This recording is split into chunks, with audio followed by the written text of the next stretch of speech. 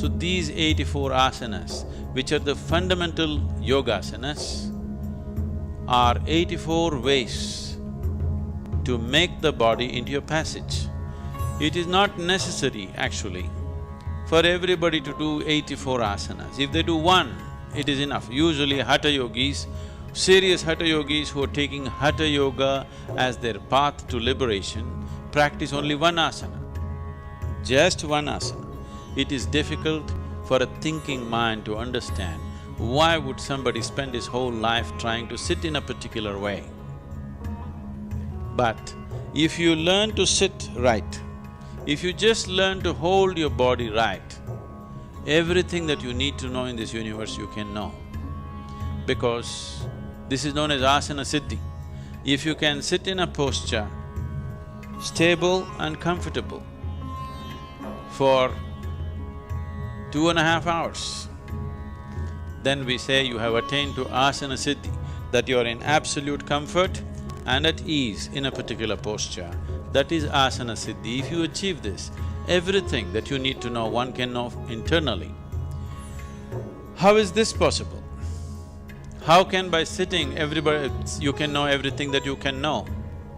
If you have a television at home, television is just a box with a little bit of electronics in it.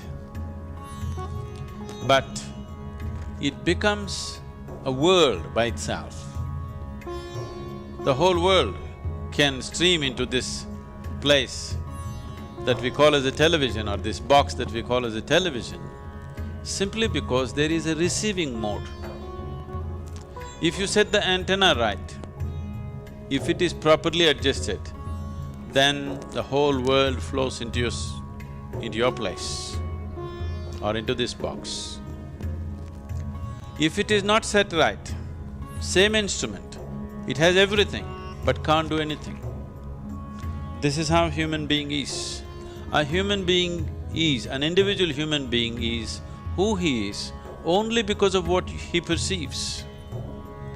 Only because of what he or she perceives, an individual human being becomes whoever they are. Right now, you are who you are only because of whatever you have perceived in your life till now. And you will be who you will be only because of what you will perceive in future. Whatever you perceive is what makes you whatever you are today.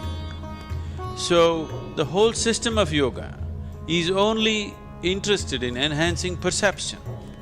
So if you hold the posture right, if your alignment is right, and if it matches with the cosmic alignment in some way, 84 alignments, if one gets into these 84 postures or even masters a single posture and approaches the remaining 83 through that, then everything that has happened in the creation till this moment, one can know, because the memory of that is right here within your system.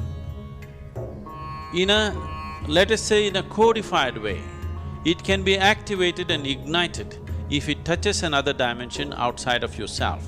So asanas are powerful means, yogasanas are powerful means to connect. I do not want you to forget what yoga means. Yoga means union. Union means two have become one.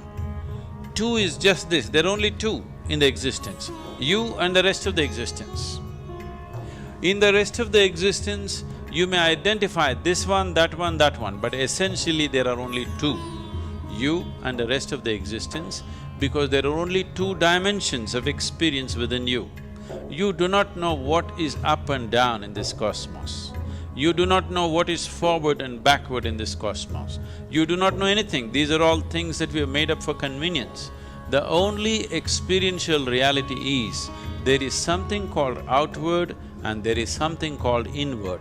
So these are the two dimensions of experience, inner and outer. So yoga means to bring a union between these, inner and outer, you and the rest, you and the other. When there is no you and the other, there is just you and you. That is yoga. So asanas are a physical manifestation of approaching this. a physical form of approaching this ultimate union, because physical body is the easiest thing to work with. If you try to do something with your mind, it will play too many tricks. At least with the body, you know whether it's doing it right or not doing it right, whether it's cooperating or not cooperating. A mind, if you push it too hard, it will play all kinds of tricks with you. It will make you believe all kinds of things and dump you the next day. But body is not like that. It is a reliable factor.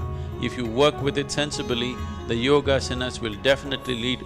yogasanas will definitely lead to the possibility of ultimate union.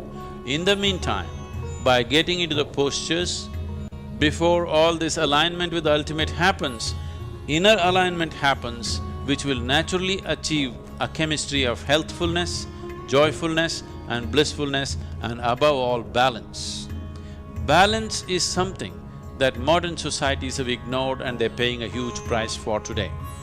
Whatever may be your intelligence, whatever may be your competence and education and qualifications, if you do not have the necessary balance, you will not succeed, you will not go very far in your life. So, the most important thing for people who are seeking to be successful, people whether they're working in corporate sector or they're political or they're military or whatever field, the most important thing is balance. Only if you have a balance which is not disturbed by external situations, will you be capable of making use of the competence and intelligence that you carry within you. Otherwise, the most wonderful qualities that one may have will all go waste simply because of lack of balance. And Hatha Yoga means balance.